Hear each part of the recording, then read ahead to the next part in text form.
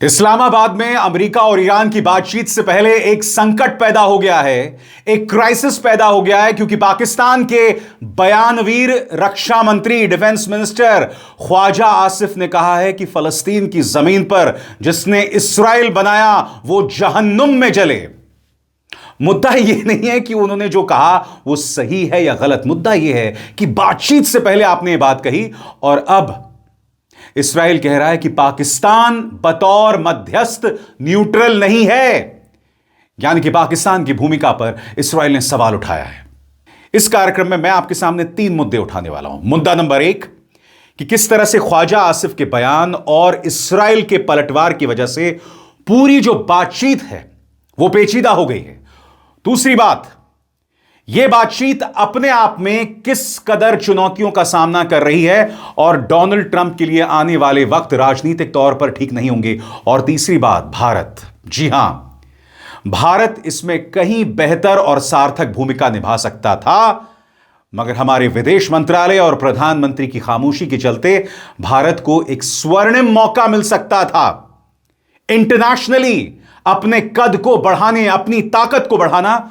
मगर चूंकि हम लगातार खामोश रहे, लिहाजा भारत को इसका नुकसान हुआ। और भारत यहां पर कहीं नहीं है, उल्टा जो पाकिस्तान भारत के अंदर आतंकवाद को बढ़ावा देता है वो मीडिएटर का किरदार निभा रहा है और कुछ भी कह रहा है।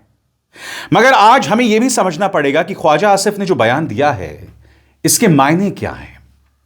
सबसे पहले मैं आपको बताना चाहता हूं कि ख्वाजा आसिफ ने दरअसल कहा क्या। आपके स्क्रीन पर यह है उनका ट्वीट जो उन्होंने कल रात को दिया था, बयान आपके स्क्रीन पर।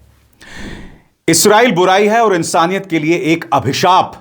जब इस्लामाबाद में शांति वार्ता चल रही है उसी वक्त लेबनान में नरसंहार हो रहा है। मासूम लोगों को इस्राइल मार रहा है, पहले गजा, फिर ईरान, अब लेबनान। खून खराबा लगातार जारी है। मैं उम्मीद करता हूं और दुआ करता हूं कि जिन्होंने फलस्तीन की जमीन पर यूरोप के यहूदियों से छुटकारा पाने के लिए इस कैंसर जैसे राज्य को बनाया वो जहन्नुम में जलें। अब स्वाभाविक सी बात है, इस पर इस्राइल ने पलटवार किया है। इस्राइल के प्रधानमंत्री कार्यालय ने यह बयान जारी किया है। अब मैं आपका ध्यान सबसे पहले खींचना चाहता हूं इस्राइली प्रधानमंत्री कार्यालय के इस बयान की तरफ। वो पाकिस्तान की निष्पक्षता पर सवाल उठा रहा है। इसका मतलब आप जानते हैं क्या है? इसका मतलब यह है कि शनिवार को जो बातचीत होनी है और इस बातचीत का जो भी परिणाम निकलेगा इस्राइल उसे स्वीकार नहीं करने वाला है। उसने अभी से जमीन तैयार कर दी, क्योंकि ख्वाजा आसिफ ने कहा कि जिन्होंने इस्राइल बनाया वो जहन्नुम में जलें। इस्राइल के वजूद पर उन्होंने सवाल उठा दिया। अब इस्राइल क्या कह रहा है कि हम पाकिस्तान को मानते ही नहीं है।